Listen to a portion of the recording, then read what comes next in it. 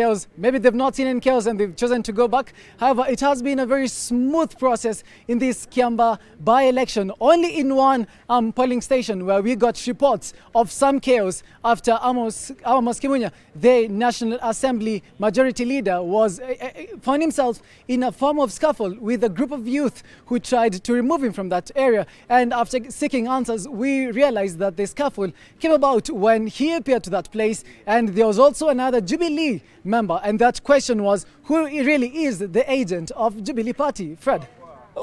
And this is what was happening to Amos Kimunya. Let's take a look.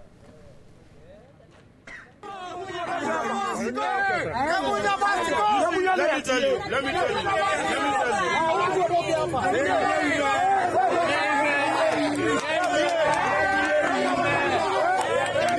Amen.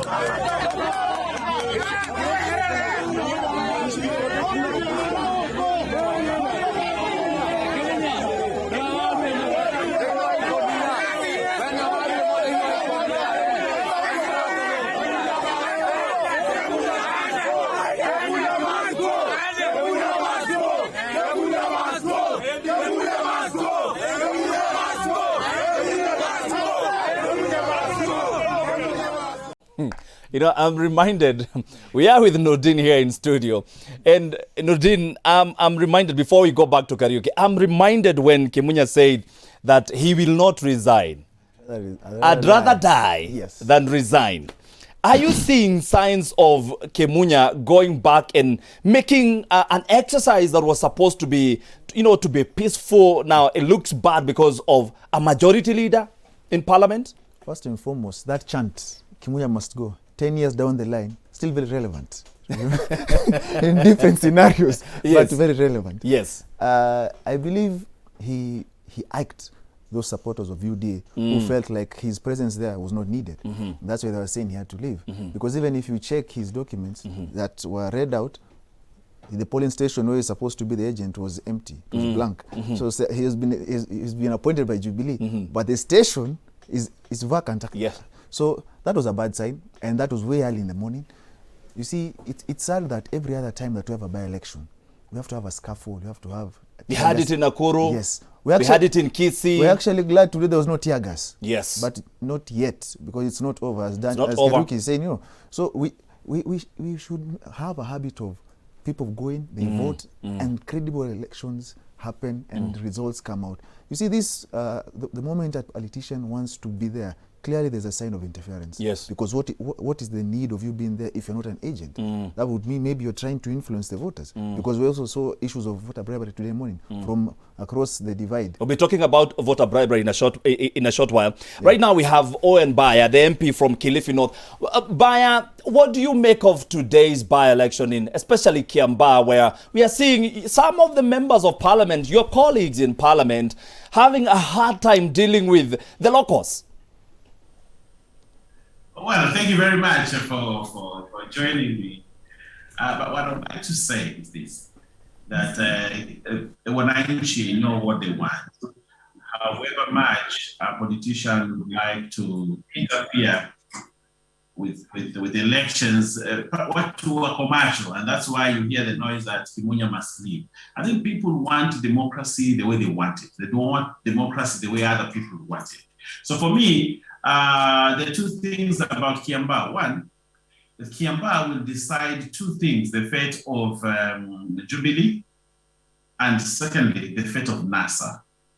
Because when Kiambaa is lost by Jubilee, then NASA has lost big time, and therefore it puts the deputy president in a pole position. The rejection of Kimunya in Kiambaa is actually a sure way of telling Jubilee the people of Kiambaa tied with Jubilee. That is one aspect. The second aspect is the people want to have free and fair elections without any undue interference from the state. Kimunya in that scuffle represents the state. And the people are saying that we are tired of this state machinery that has been deployed here to come and interfere with Kiambaa and the popular vote of the Wananchi. So Kimunya's ejection is actually people taking their democratic rights in their hands and saying, allow us to do our election, allow us to do to make decisions without interference by the deep state.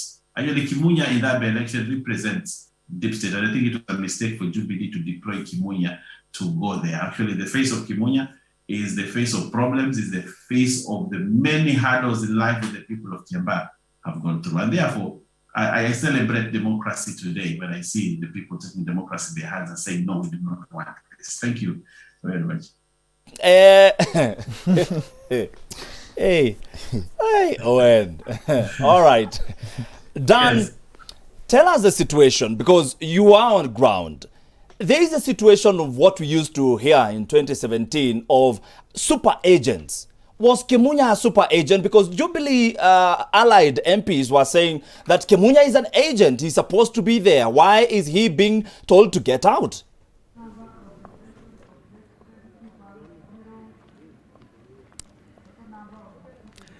You know, Fred, I'll even start with that quick reaction from Nuruddin Kagai when he said that he is happy there wasn't tear gas being deployed here. We are happy there was no tear gas thrown to us. However, on that matter of super agents, I remember the returning officer of this particular election announced yesterday that there won't be super agents in this particular by-elections who've been linked to the chaos that we've been seeing in the previous elections. What happened to Kimunya, according to reports, is that he appeared there, and there was also another Jubilee candidate legislature who claimed to be the agent, and that is why the scuffle occurred. It could be Kenyans who want a peaceful election. It could be a group of angry youth allied to maybe the UDA party. However, it was that chant that had to kick Amos Kimunya out. Dan, there were allegations of voter bribery during the day. And did you witness anything like that today before they voted? Because I hear some people are being taken from their homes to go and vote, and they were being given something. Did you witness anything like that?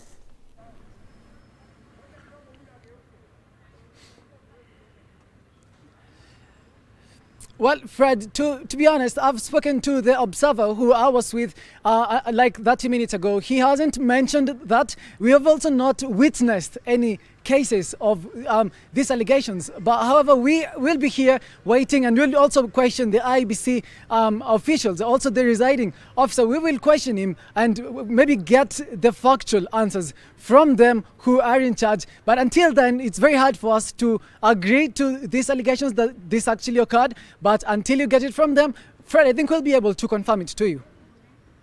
Coming back to you in a short while. If still we have this discussion, we'll be continuing with this discussion as we continue with this show. But right about time, and Nuruddin, let me throw this to you. Yeah.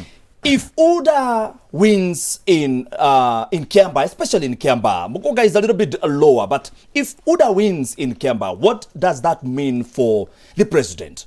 That means he has lost the support of his, it will be a confirmation that his support base, that is central or the mountain, is drifting elsewhere. And that will make ODM question the need to have a coalition with such a party. Because if you can't win your own seat, so what importance are you adding to this coalition? That's one thing. The second thing is, if he loses that seat, the sad reality is that this election is not about the people. It's between the president and the deputy. So that kickstarts the deputy's campaign. Now he has an extra oomph to go into the mountain. Because now, and you see, wanasema, there's a Swahili saying that says kumzima onekana asubuhi. So for him, he'll see that is okay, confirmation that now UDA is popular. So nafikiri utasema ukiona vieleo ujue vimeundwa. Sasa unajua hiyo.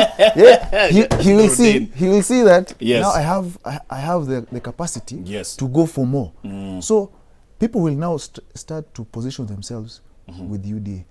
And you had the Laikipia women rep or Guru saying the other day that there's a mass exodus in Jubilee where she is right now, and that in due time she will discuss where she's going.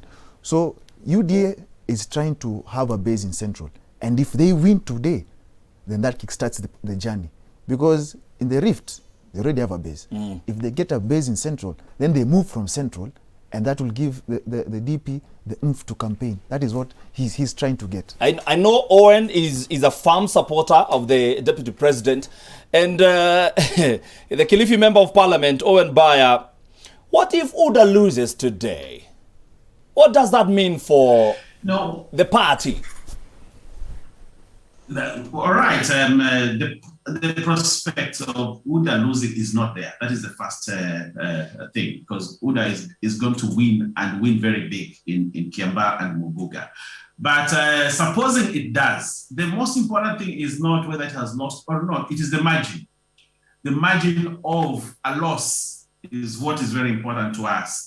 And what we're looking at, if we lose by 46%, we lose by 47%, we lose by 48%, we still have affirmed our belief that Central Kenya is gone from Uhuru's hands. And that is supposing that happens, but I do not see it happening. But if it happens, I still believe that the margin is very, very important. And that margin may be caused by the deep state and the intimidation and the use of the police and the use of other unorthodox means to win that election. But it won't be there in 2022. And I can tell you the people will have decided. And then again, a by-election, the turnout in the by-election is usually very, very low. And therefore may not determine very much that would happen in 2022. But I can tell you for sure, that we are taking both Muguga and Kiambaa, because looking at the mood on the ground, what you saw happen to Amos Kimunya, my friend Amos Kimunya, is actually a sure way of telling you that the people of, because the rejection of Amos Kimunya in that polling station is the rejection of Jubilee. And therefore you can see as the results stream, you see that UDA is taking this seat, and that both seats, Muguga and Kiambaa, UDA will win, and will win very, very big and convincingly. And that will tell you that Central Kenya has shifted very, very, very well towards UDA, or towards UDA. But I also want to... All right, Owen, just for a minute, we'll be back. I'll be coming back to you. Let me throw these to Daniel so that we can release them. They've been there for a long time and they want to follow what is happening inside the hall. And Daniel, I do not know if you are aware what is happening where they are tallying. Can you give us a picture of what is happening there? Who is leading? Might you be having an idea? I know you are outside, but might you be having an idea who is leading?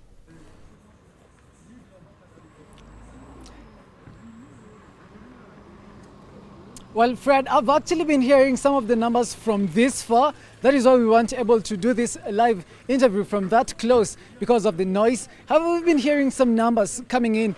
We've had some zeros. We've had, what I can tell you is that the UDA and the Jubilee candidate are leading, and the tally, the UDA and Jubilee candidates are on top and are leading. We don't have we can't give you actually their exact statistics. So I don't know if you'd allow us, we could go in there after this live interview and begin reporting and taking these numbers so that we report actually and factually to you. Fred. All right, Dan, we will right about time just tell you, get inside and give us the numbers so that before we leave here, we'll have just an idea of what is happening. Thank you so very much. That is Daniel Kariuki. And by the way, he is our producer on this very show with one Clifford Dombe. All right, come back to studio. Yeah. Nurdin, a lot of money has been poured in Kiambaa. What does that mean for next year's general election? It means that people will eat next general election. Watakula. You see, your money is coming back to you. Yes. What I'll tell the people is, pesa wazirambe, lakini they remember who to vote for. Absolutely. At the end of the day, don't be influenced by a packet of flour, 500 or 400 shillings. Because let's Fred, if I give 500 shillings today for you to vote for me, 5 years, so utakuwa kula 100 for 5 years. Each year 100 shillings. It doesn't make sense. So we also need to move away from this politics of tokenism. Yes. According to me, I believe we need to run back to a situation where we talk about ideas. What do you want? What do you want to come and do? Do you think we are there, Nurdin? Not yet. Sadly, we're not yet. Owen, do you think we are at a place where Kenyans can decide that they want to vote according to the policies that an MP is bringing to them? Because you are an MP and you've seen what your people want. Do they stand for something that they can say, this is what you want and not some money? No, what I can say is that we are in the probably 3/4 of the continuum towards a realization of this country voting on policy and voting in quality leadership and voting on ability to lead and to transform people's lives. We are on a continuum and we haven't reached there yet. But I can tell you that Kiambaa will be decided probably on two things: on who pours the most money, and secondly, on a euphoric kind of vote, a rejection of a system. That is what Kiambaa is going to vote. It is also going to vote on the ability of those who are able to mobilize better, not that they were able to go out there and give out policies and go there allowed to give out what they want to do in Kiambaa. And I can tell you it's more of euphoric, and where the euphoria goes, the people go. But I can tell you this country is moving towards that. I have seen the people in my constituency that now they are looking at who has done what kind of development, what you promised have you delivered, and they're moving towards that. But I want to repeat, it's still a continuum where we are moving towards that. But a majority of people today, voting is on the basis of how much have this candidate given me, has he been there to give me something. Kitu kidogo elections is still there. But I tell you, Kenyans are moving towards a continuum where, in that continent, probably in the middle of a quarter of the continent, to say that probably in future, we can be voting based on policies and based on party lines and based, I think you understand what I'm talking about. All right, Owen, we'll be coming back to you in a short while. We'll be having Richard Onyonka, that is MP for Kitutu Chache. We have in studio Nordin Kagai. Talk to us at Switch TV Kenya on Twitter, and Fred Mutiriri will be back in a short while. Don't go anywhere. We're taking a short commercial break.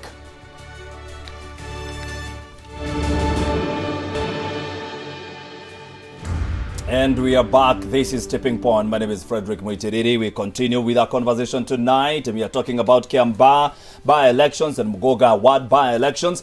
We have Daniel Kariuki, who is in Kiambaa right now. We were speaking to him in a short while. And right here in studio, we have Nordin Kagai, who is a lawyer, also a political commentator. We have Owen Baya, MP, Kilifi North, and Richard Onyonka is joining us in a short while. That is MP Kitutu Chache. Nordin, starting with you. Yeah.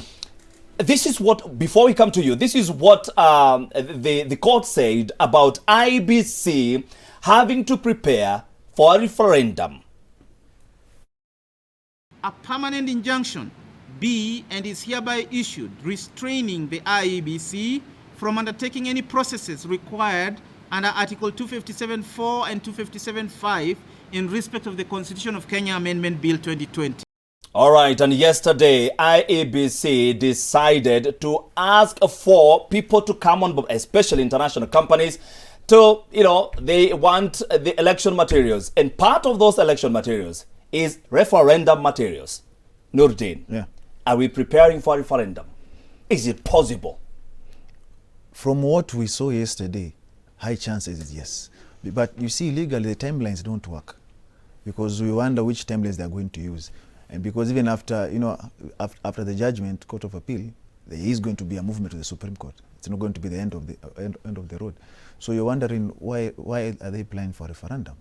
But now you see, the sad reality is that there's been this talk of an extension, courtesy of how they would want to move a motion to extend Parliament. Extension of Parliament. Yes. Now that will mean even the government, in essence. That is where our friends Onyonka and Baya come in, where you either decide to stand with the people or not, you see.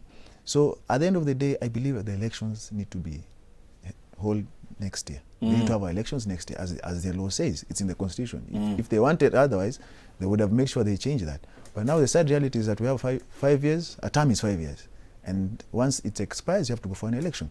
So IBC, first and foremost, clearly we can tell... Is IBC ready? It's not. According to me, it's not ready. Because they have to, even today in Kiambaa, they came to, they were talking about how chiefs should not be at the polling centers.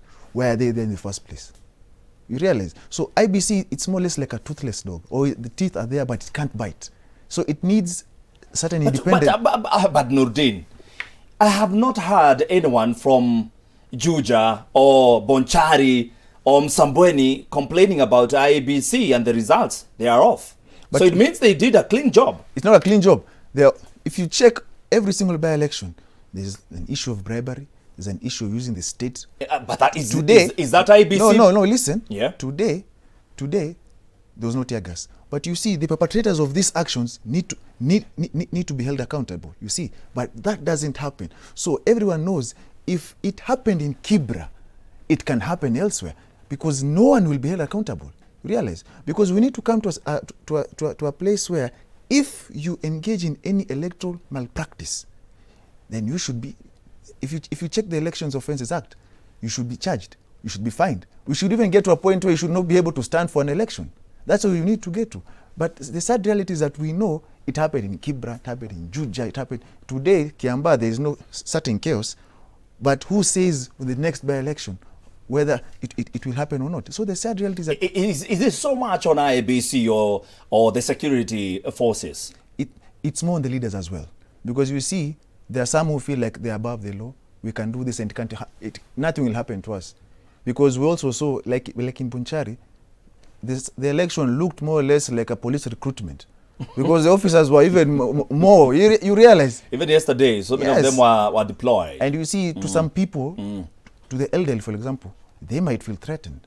And you see, according to the law, in the Elections Offences Act, if people are prevented from voting, either through violence or undue influence, that's an illegality. So when you deploy, let's say, for example, too many police people, some people might feel, hey, it might be chaotic out there, they won't vote. You look at the turnout today, it's funny, because first and foremost, as a young man, I'm saddened. Because if you look at the number of young people who came to vote, you laugh. So we talk about youth taking up opportunities, youth need to be on the table, but when it comes to vote, they don't even have the voter's card. Hold still. Owen, Nurdin here is saying that if there will be a proposal from the government or from whichever quarter, members of parliament are going to go with it because they'll have an extension of their service to the parliament. Are you of the opinion that you will agree to, wakisema tusongeshe kidogo na mwaka moja utasema ansawa tuendelee?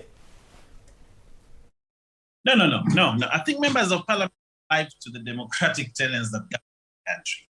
One of the things is the extension of parliament means extension. It means extension of the governor's staff. The things, and members of parliament are this, and they are saying no. The possibility of extending parliament is not there. And the members of parliament, I know what it will do to them if they extend. They will have loan free. They will be getting full salary and all that. But again, the Constitution tells us very clearly that an extension can happen if there's an emergency. And you can only extend by once and renewed once. So the possibility of us having an emergency is zero. People have been saying that probably the coronavirus thing could be but if there was an election in Tanzania, there was an election in the United States, there were elections in many other countries. How do you then say that coronavirus is an emergency?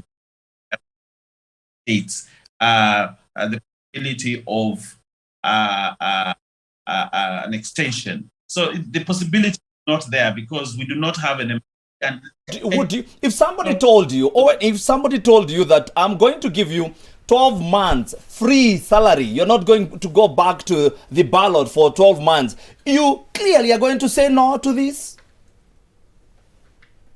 Clearly, I would say no. The contravention of the Constitution. We are a constitutional country, and therefore we not should change the people. The people want change.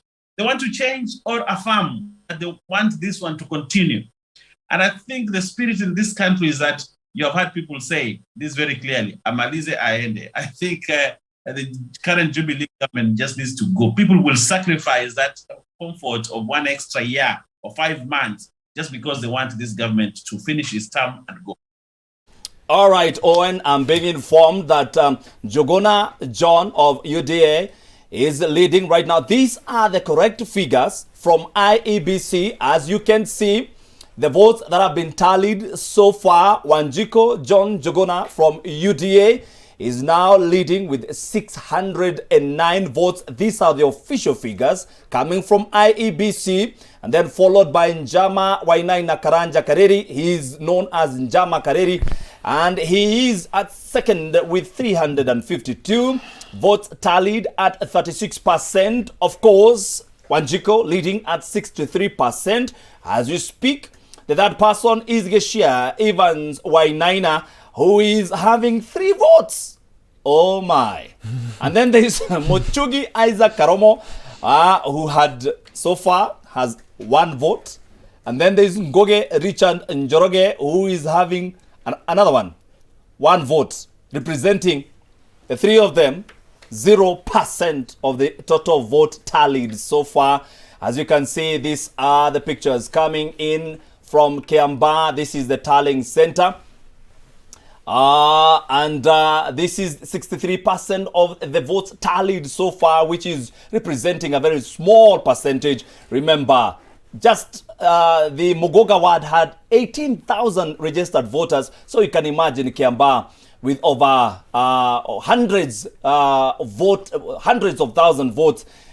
With this, we have a long night ahead of us. And Owen, what does this tell you for your party that you're supporting? UDA, I know you're very happy with these figures. Yes, I'm excited about it because it shows the direction which the campaign has been taking, the shape that UDA is most likely to take. This is going to win this in the huge margin. But what you should add, you know, there's something called the votes that come from nowhere. You understand what I mean? Those people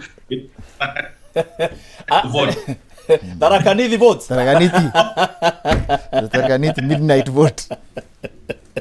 We were here in 2007 when we had there is a Tarakaniti that has emerged at night, and it was chaotic. We hope it's not going to be chaotic. You have seen the figures that we are being shown from the tallying center. Yeah. What does this tell us of what you're going to see in the next? I know this keeps changing, so we cannot say with certainty that this is the final figure. But Nurdin, what does this say about what was happening during the day? If it ends that way and UDA wins, first and foremost, we'll never hear the end of it. Until 2022.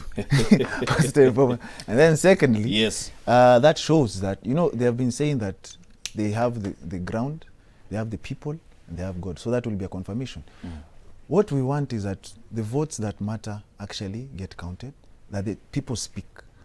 You see, the Tarakanit we're talking about here as we joke around should not actually happen, because at the end of the day, the people need a representative that they feel comfortable with, one that they believed in, and one they want to work for them. So we need our elections. You see, the reason why elections are a matter of do and die is because most of the people who get these seats go there to make money, or it's more or less settling scores. They're not representing the people. That's what you're telling Owen. Like right now, it's about settling scores between the Jubilee and the DP and the president. It's not about the people. It shouldn't be that way. It shouldn't, because at the end of the day, then we lose track of why we need to have an election. You realize, okay, you settle your score. So I'm left with someone who wins and maybe doesn't perform. I'm saying maybe he doesn't perform. So where does that leave me? That means the Kenyan voter also needs to evolve, which hasn't happened. He just said it's a gradual process, but we need to get to a point where we look beyond, this party belongs to this person. Stop voting for parties. Vote for individuals, and that is the only way we'll move forward. It's a gradual process. It will take time. Now, he has just said something about Parliament.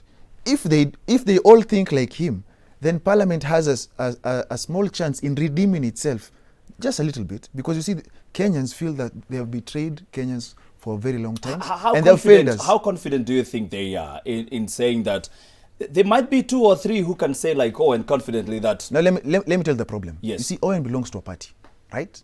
He thinks differently, that's fine. Belongs to a party, just like any other member of Parliament, except the independent. Now, there's something in politics that we are told in Kenya. Party line, party position, and always it is sung to us, respect the party leader. Now the problem is, these members of Parliament, some of them or most of them are susceptible to be panel beaten into a certain direction. And that becomes the problem. So if that happens, because our parties are owned by individuals, they're not institutions, unfortunately, and that is why they can be called somewhere and go and vote in a certain way. You realize? So unless we move from that and have parties where a member of Parliament, let's say I'm in party X, but I'm allowed to think differently from how some people in the party think, And that's democracy. That is fine. But the sad reality is that when you look at political parties, they derive their policies and politics from the party leader. So if the party leader thinks in a certain hard line, he expects the rest to follow. That's why we have issues of where we're told some are cows. You realize? So we need to move away from that so that a member of parliament that I voted for represents me. So if I want something to be done and your leader does not want that, do what I want, because at the end of the day, I am your employer. It's a contract. I employ you, I fire you. Yes. And that's where we need to get to. And you see, as Kenyans, we've forgotten the fact that we have delegated power. The power they enjoy, the cars, the bodyguards, the flags, et al. Belong to the people. Yes. They are delegated. Yes. The moment you take back that power is when they will work for you. But at the end of the day, if we give them the power and we kneel before them and they don't work for us, we'll always be subjects. And that is why it is called a method of impoverish them so that you use them. So every year, yes, you're impoverished. So when it comes to an election, someone gives you 300 shillings and you feel like they've given you heaven. And we need to move away from that. And that is why, you see, he's saying people are saying, Maliza Wende, it's true. Because people, one, some are angry, some are hungry. You know, a hungry man is an angry man. So at the end of the day, we need to make wise decisions going forward. And there's this question that we've fought with for, I think I saw it in 2013. I saw it in the 2017 general election. I saw it in the repeat, where we keep saying that IEBC cannot be able to conduct elections. However, we have seen, and I have not seen anyone complaining from Sambweni. I have not seen anyone saying that IEBC did not conduct itself the right way in Juja, in Bonchari. What is wrong with IEBC? Can you trace anything, or is it the parties are the problem and not the IEBC? What I want to tell you is there is nothing wrong with IEBC. What we have is that we try to politicize IEBC, especially when we lose. And the party that loses would want to explain their loss and justify how they lost, and therefore take the easiest route. The easiest route is for you, if you lose a football match and you blame the referee for your loss, not for your abilities or your inabilities. And I think that is the problem. IEBC, there are very many people in parliament, almost all people in parliament, including the president and even the people in opposition, owe it to IEBC that they are in those positions.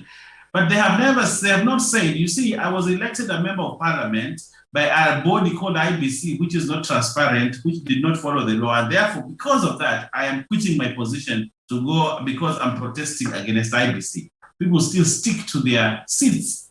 And then they go on the other side and say that IEBC played fall. But I think IEBC has done its job. I have full confidence in IEBC myself that if given the opportunity, they can do their job. Secondly, if you look at what happened in Sambweni and Bonchari, and even the seat in Western Kenya, when there were the by-elections, you could see IEBC was ready, really ready to do its job. But you can see politicians and the state machinery, the police came in to try to interfere with probably fair elections that IEBC was conducting. If you look at what happened in Sambweni, the police came in to disrupt. The deep state, or what you call the people who were losing, they came in to try to disrupt the voting pattern or the peaceful vote that was there. And then they want to blame it on IEBC. But I want to say, for the record, that IEBC has done its job, tremendous job. We only have bad losers, people who never want to accept defeat, and they just want to use IEBC as scapegoat for their weaknesses. So what you're seeing in Kiambaa, IEBC has conducted itself very, very well. But the people who have been trying to interfere with the elections, the likes of Kimunya and all that, are people from a party that does not have confidence in winning, and therefore will want to influence here and there. Of course, IEBC draws its personnel, the returning officers, the clerks, and all those other people from the people in Kiambaa. Those people take sides sometimes, and they go into the job of IEBC clerk or a worker within IEBC with a set mind, and therefore they may want to use they may want to influence the election there. But the law, as it is. And before we continue, because I'm being told we don't have a lot of time, what will it mean for President Uhuru Kenyatta if UDA carries the day in his own backyard? What are we telling the president? Don't you people in UDA think that it looks bad on your leader because he was the leader of Jubilee. Until now, I have not seen any member of parliament resigning from Jubilee Party. They're still part of Jubilee Party. What does this mean for the president? Yes. It means that his goose is cooked. And I'll tell you, his goose is cooked. If he loses Kiambaa, his goose is cooked. It shows that people are unhappy. One, people are unhappy about his association with the ODM leader, and they will punish him at the ballot. People are also unhappy about the way he's been conducting the affairs of state, and people will punish him at the ballot. It also means, therefore, that people are unhappy with the direction that he's taking this government and this country, and therefore people will punish him. So a loss for Uhuru Kenyatta, the president of the Republic of Kenya in Kiambaa, shows the people of Kenya and the people of Kiambaa are actually punishing their son, their president, for what they do not think, for what they see as not what they want him to run the affairs of the state. They also will be speaking very loudly to say that, Mr. President, we are not happy with the association that you have brought in with Raila, and we are not going to be part of the betrayal of the deputy president. Because the people of Kiambaa are reacting towards what is seen as a betrayal of a person that the president brought to them, told them that this person I trust, I want to work with him, and he promised him that when I've done with my 5 years, I will hand over power to this man. And the people of Kiambaa, the people of central Kenya, believed their president. And now he has turned around and is showing them someone else, and therefore the people of Kiambaa will punish the president in this by-election. Tell him, all right, we are Owen, not happy with the way you're conducting the state. Thank you so very much. Of state. And thank you so very much. That is Owen Baya, MP Kilifino. Now, Nurdin, before we close this conversation, Boaz, naona kama umenibia time bwana. Yawa. Nurdin, what picture are we setting for the president? Are we saying that the president is now a lame duck if he's defeated? By the look of things, with what we have seen from IBC, this is not the final tally. Those are the official figures, but of course, they were just starting to tally those figures.